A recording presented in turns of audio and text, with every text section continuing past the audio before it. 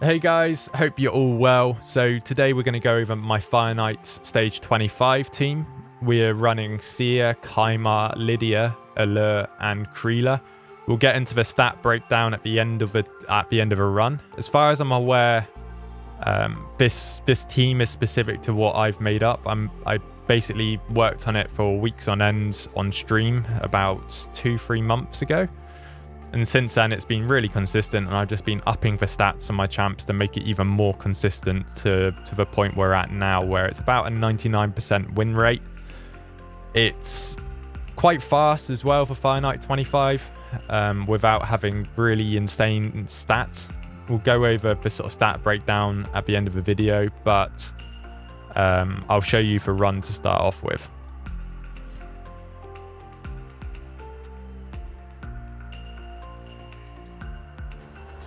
So straight off the bat, you can see I've got Kaimar and shield set. So with Seer teams in Fire Knight, it's notorious for being quite hard to get the requirements you need to be able to kill for waves. It's quite a consistent team. The only downside is sometimes Lydia can miss defense down weaken, which slows down a run. But normally we just mop up for waves anyway. We're running Creeler in here for this exact reason. So she's got the allied attack, which should break through the shield, and also Alure decreases the turn meter. Once a shield's down, unless Creela doesn't choose Alure with our allied attack, the shield won't go back up basically after this point. Our main damage source is like War Master and Giant Slayer on champs like Alure. Also, Seer does quite a bit of damage with her buff removal at 269k sort of like damage. It is a very consistent team, like I mentioned before. It's between like 1 minute 40 and 2 minute mark.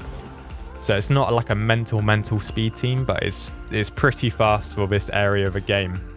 To do this any faster, you'd need to run basically more damage on your Seer to be able to put a Ghost Spawn or something in instead of Lydia. And yeah, I'm not too sure about how you would better this sort of like team comp without having insane gear and like blood shield artifacts and stuff like that. But as you can see, we're sort of on the 1 minute 50 mark now, and I think we should kill it now. Oh no, Seer didn't get a A3 back up, but there we go, 1 minute 57. My best time with this team comp is 1 minute 31. It is a lot of RNG, so Seer can sort of pop off and get loads of extra turns, and that side of things. I feel like they've done something with Giant Slayer since the last patch where Alure's not doing as much damage, but we'll go into the sort of like gear breakdown and a stat breakdown now. So to start off with, we're going to have a look at Lydia. So Lydia is a requirement for this team to work. The other option is Ghost Spawn or another defense down weaken, but Lydia also puts out some buffs for Seer. So on her A2, which is the defense down weaken, she also puts out strengthen and increased speed, which are extra buffs for Seer to rip off. So it is quite hard to get the right amount of buffs for Seer to one shot for waves, and having Lydia in here with these 2 extra buffs, or actually 4 extra buffs because it's 2 turns on each, is really, really helpful.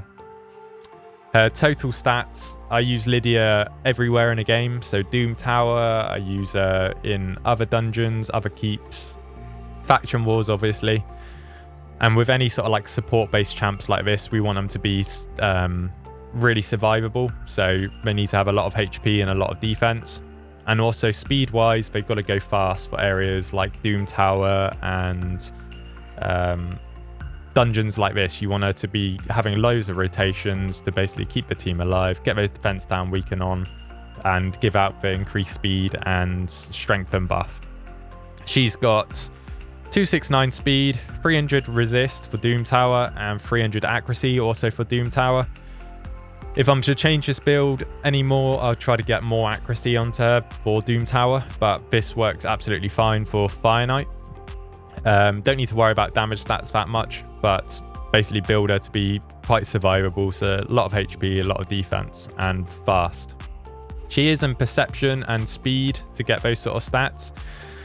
And masteries wise, for Doom Tower specifically, she's in Eagle Eye, so I can get that 300 resist and also 300 AC. If I was to really min-max this team, I'd probably take her into War Master just to do more damage on the actual Fire Knight boss. But I need her to be able to have the accuracy she needs for Doom Tower and resistance she needs for Doom Tower as well, which is one of the reasons why we've gone down like the resistance tree in the defense tree.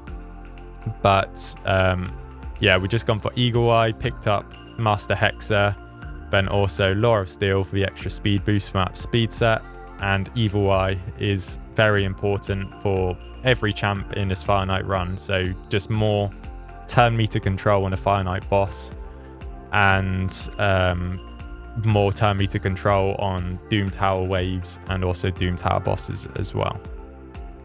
The next champ we're going to look at is Creeler. So for those of you who've seen the news, Plarium about basically released a new event that's going to start for Halloween. So from next week, they're going to be putting fragments back into events. So you've got a chance of getting Creeler again. It's probably going to be like minimum amount of fragments, but I've seen a lot of accounts where you're sort of stuck on like 90 fragments for her or 85 fragments for her. She's very worthwhile getting. She's a brilliant champ. And in this instance for Fire Knight, we want her to be pumping out some damage as well. So we've got her in Savage and Speed set. Overall stats, she's 226 speed, 100% crit rate, 206 crit damage, and 4k attack. So with our turn order, we basically want her to be going before for Seer. She's got on her A2, A3, she's got increased attack and increased crit rate, which is just more buffs for Seer to rip off. And her other skill, she's got a stun, which you can see in the Fire Knight run we did at the start. She goes and stuns for Skull Crusher and then allied attacks basically for Nephril, I think it is, every time. She's also got an A1 where she puts a shield on a ally with the lowest HP. So she's a very good champ and worthwhile using in other areas of the game. But for Fire Knight, we've got her in Savage to pump out more damage. She does hit pretty hard. And masteries wise, we got her going down into War Master and basically support tree as well to land those stuns, and also trying to decrease the cooldown of a random skill at the start of each turn with Circle of Magic is also incredibly important. The more allied attacks you get off on the Fire Knight boss, the more decreased turn meter you get because of Allure. So it's really worthwhile getting Cycle of Magic because it basically means more allied attacks during that run, which equals more damage and also more turn meter control.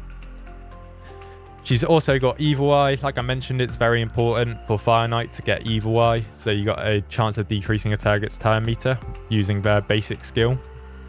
And she's also got Lasting Gifts. So for increased attack and increased crit rate, it's got a chance of increasing it by 1 turn. So handy in a later part of a run when you're up against a Fire Knight. It just potentially gives more buffs for Seer. If there's no buffs down for Seer, Seer will do minimal damage.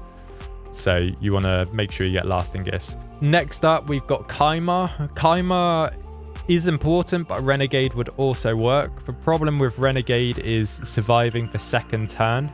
It's one of those things where you haven't got anyone to really lock out those champs from attacking you. So if you're waiting 1 extra turn for that cooldown of the skills, it's something where it's quite a lot harder to do this sort of style run. But it is possible, don't get me wrong, but it's a little bit harder than with Kaimar.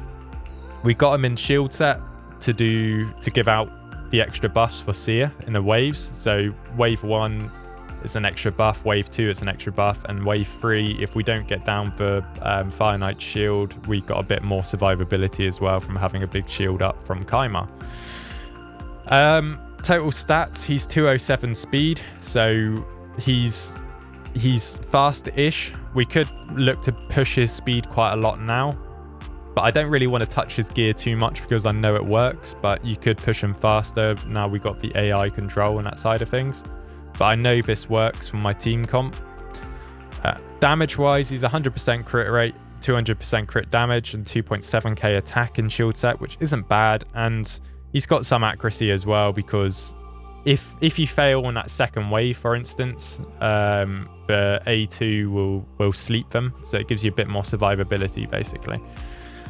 Also, it gives you a chance of putting down poisons, but I mean, with a Fire Knight, you're not really going to let him have a turn, so poisons will never have a sort of like an effect.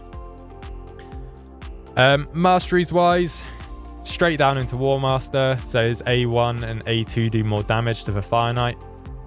And then we've gone down the support tree for other areas of the game for basically his poisons.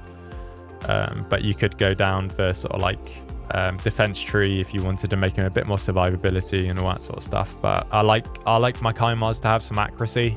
Their sleep ability and also the poisons is really good, especially if you're finding it hard to survive that second wave. Kymar sleep could just be the key for you to get past that second wave. And then the last two champs, we got Seer to start off with. So Seer we've got in Savage. Seer is probably the hardest part of this to build, so you need to make sure you get enough crit damage on your Seer in Savage to be able to one-shot those waves. We've got 277% crit damage and 203 speed. This I found to work well with the amount of buffs we're putting out. You may need to push the crit damage up more if you're not running a shield set and that side of things, where you will need to. But this works for the amount of buffs that Creela puts out, Lydia and Kaimar shield. If you are struggling and you get it to about 250% crit damage, you could run someone in immunity gear just to help out with that. But I mean, you ideally for stage 25 on Fire Knight, you need over 270 crit damage to be able to one-shot for waves effectively. Masteries wise, for any sort of dungeon champ, we've or for Seer in general, we go Flawless Execution every time. I've mentioned this in past videos. Flawless Execution is better than Helm Smasher in dungeons, just for the pure fact that you know what you're going to get. With Helm Smasher, there's a lot of RNG involved with the damage output. The only way I would go Helm Smasher is if you were comfortably getting over 300% crit damage without the need of Flawless Execution in Savage. But a lot of people won't be able to do that, so go Flawless Ec. The other sort of stats we picked up are Heart of Glory. She's going to be full health when she's nuking for waves. And also Whirlwind of Death. She's going to kill. She's going to get the max stack from this for 18 speed, which just allows her to rotate faster when she gets to the boss. The other sort of like main ones, Cycle of Violence. You want her to have more karma burns for when you're at the actual boss. So this 30% chance is really useful. And also stuff like Kill Streak and Blood Shield is really helpful for just keeping her alive for longer. Then we're down in a support tree for her, purely for a fact for Doom Tower. Sometimes you haven't got enough damage to nuke for waves, so hitting those sleeps really helps.